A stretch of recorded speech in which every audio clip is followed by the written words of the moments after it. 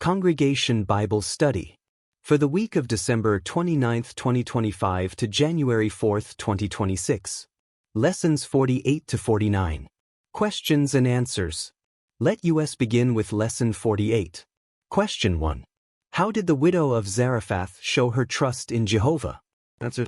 The widow showed her trust in Jehovah by obeying Elijah's instructions even though she had very little. She could have kept the last of her flour and oil for herself and her son, but she chose to share it with Jehovah's prophet.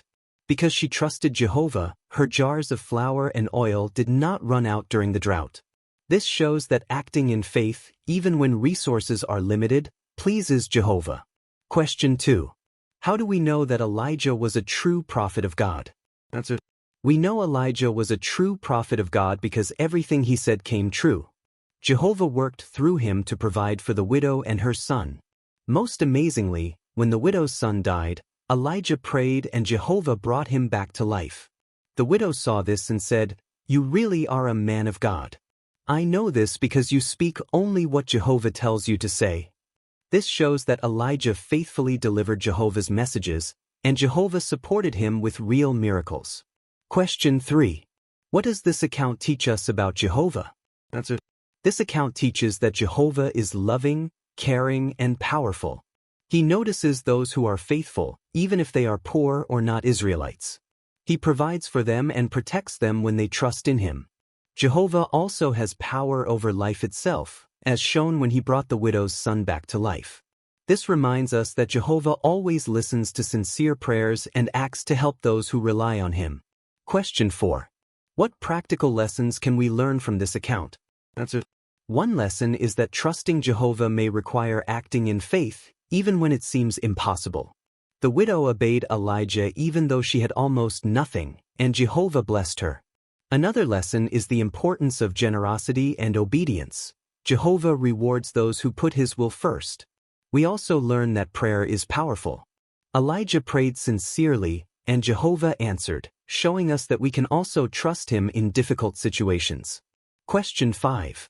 How can you apply this material in your family, congregation, and field ministry? Answer.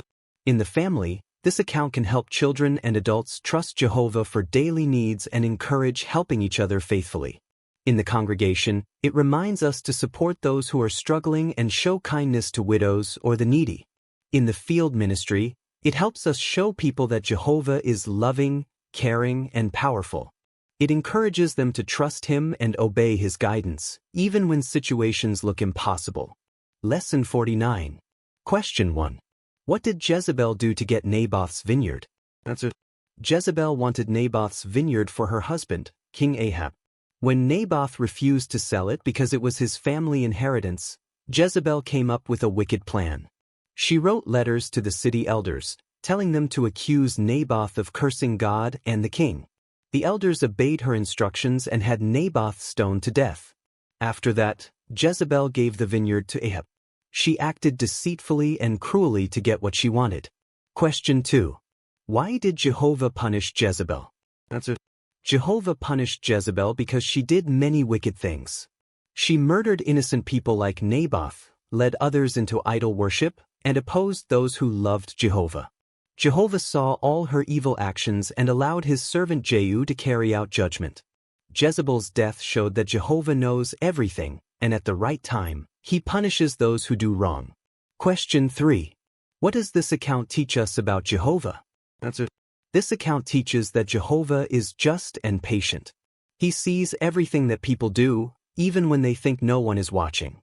He does not ignore wickedness, and he will act at the right time to punish those who oppose him and harm his people. It also shows that Jehovah protects his servants and eventually sets things right. Question 4. What practical lessons can we learn from this account? Answer. We can learn that doing wrong, lying, and harming others to get what we want leads to serious consequences. We should not be like Jezebel, who was selfish and cruel. Another lesson is that patience is important. Jehovah sometimes waits to act, but we can trust that he always judges fairly. It reminds us to obey Jehovah's laws and treat others with respect and honesty. Question 5. How can you apply this material in your family, congregation, and field ministry? Answer. In the family, We can teach children to respect what belongs to others and obey Jehovah's laws. In the congregation, this account reminds us to support those who serve Jehovah faithfully and avoid influencing others toward wrongdoing.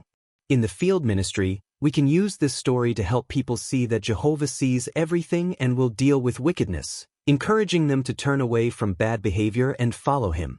Thank you. Do you know that I can help you to prepare your assignments well in advance? Join my YouTube membership today and enjoy early help with your assignments, extra tips and exclusive videos, early access to new videos, access to my email address. Click the link in my comments section to join. Please share this video with our brothers and sisters.